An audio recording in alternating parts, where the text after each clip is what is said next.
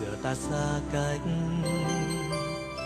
nhưng lòng ta vẫn giữ đôi trái tim cùng chung một giấc mơ, mình yêu nhau đắm say. Dẫu tháng năm dài, trái tim ta thuộc về nhau. Bây giờ ta xa cách,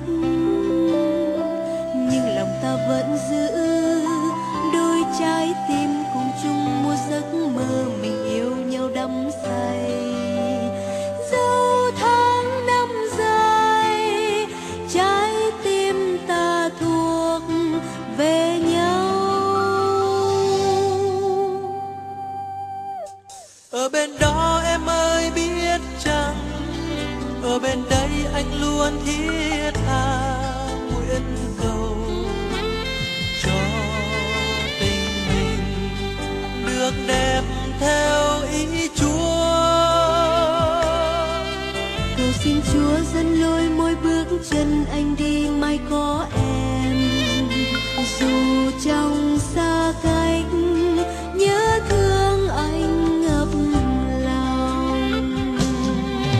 Người yêu ơi xin em nhớ cho rằng tim anh yêu em chỉ em trọn đời, và con tim anh mong nhớ em.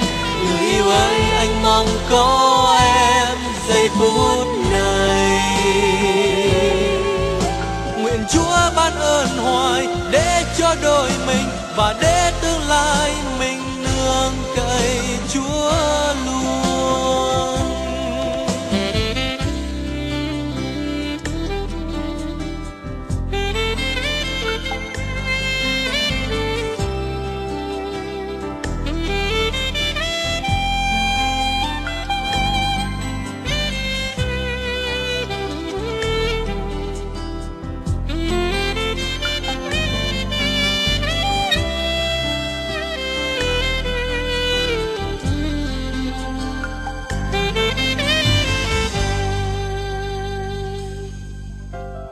Bây giờ ta xa cách,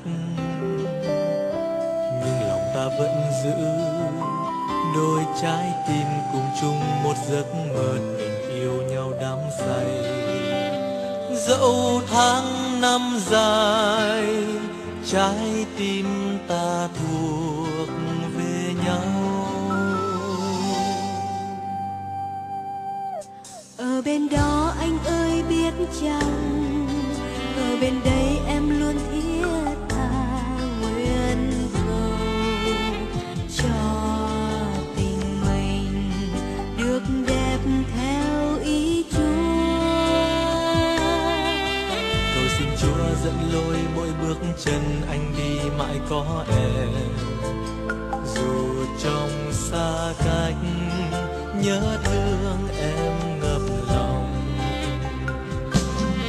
Người yêu ơi xin em nhớ cho rằng tim anh yêu em chỉ em trọn đời, và con tim anh mong nhớ em.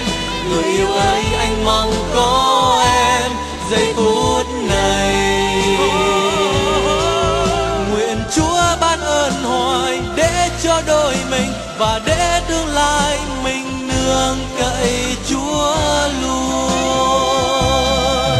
Người yêu ơi xin em nhớ cho rằng tim anh yêu em chỉ em trọn đời, và con tim anh mong nhớ